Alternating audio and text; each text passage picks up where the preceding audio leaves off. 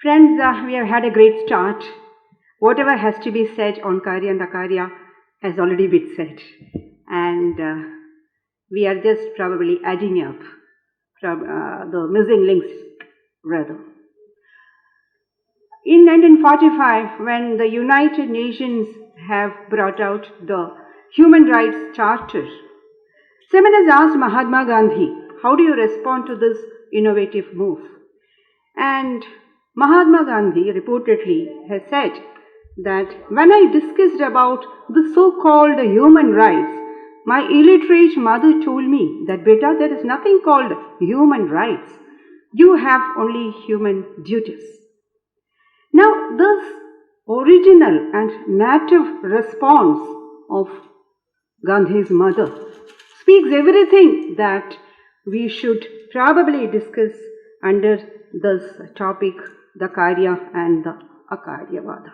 So this significance of karma, which is otherwise called as dharma, that is Swadharma, is the sum and substance of, interestingly, both the metaphysics as well as the ethical debate in our country. As the Honorable Governor has very beautifully brought out, here the karma is always talked in terms of the individual. There is very little about the normative or the general terms in which dharma has been spoken about. Everything is so very individualistic because it is contextual. Today, contextualism in ethics looms large. There's a lot of discussions and, very funny discussions rather. Those professional philosophers will know that you have been given with hypothetical situations of moral dilemmas and how you would respond to that. Very funny, you'll find it very funny, and very often you would also think that poor Westerners, they little realize that the ethical situations, there is nothing called a common ethical platform where all of us stand together. Just as there is no common world, there is no common ethical norms either. So the ethical norm is in terms of the individual's ontological status and his station in life. So what has been generally said is metaphysics, and your ethical responses are responses to the status of being in the absolute sense and in the phenomenal sense.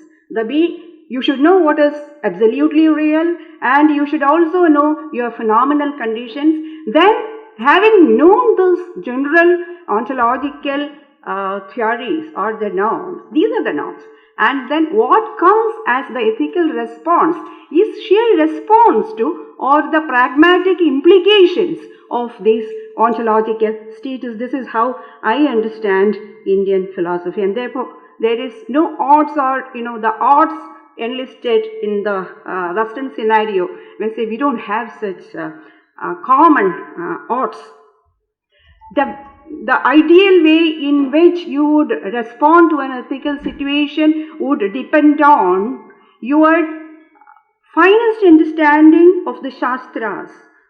Tasmat Shastram Pramanam Te Karya Karya Vyavasthito, Krishna. So, Shastra comes as the Pramana. And it is not, and all of us know what Shastra says, that the Brahman is the absolute, and then you have the phenomenal status, so on and so forth. That is just not sufficient. You can, sky is the limit. You can enhance your understanding of the Shastras, and the greater that you climb to the understanding of the metaphysical status, the better will be your application in the individual context. This is how, again, I would understand. I'll speak at length about it probably tomorrow.